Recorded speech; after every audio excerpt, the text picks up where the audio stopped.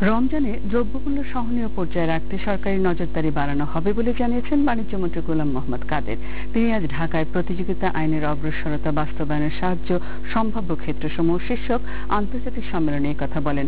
উন্নয়ন সমন্বয়ক ক্যাটস ইন্টারন্যাশনালের যৌথভাবে আয়োজিত এই সম্মেলনে সংসদ সদস্যবৃন্দ, সরকারি কর্মকর্তা, গবেষক, দাতা সংস্থার প্রতিনিধি ও ব্যবসায়ী নেতৃবৃন্দ অংশ নেন।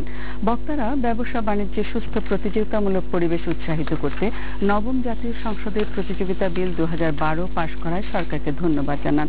তারা যত দ্রুত সম্ভব একটি কমিশন গঠন করে এই আইনের যথাযথ বাস্তবায়নের উপর জোর দেন। বাণিজ্য মন্ত্রী বলেন, এই আইন বাস্তবায়ন সরকারের একার পক্ষে সম্ভব নয়। এক্ষেত্রে জনগণকে তাদের অধিকার সম্পর্কে সচেতন হতে হবে।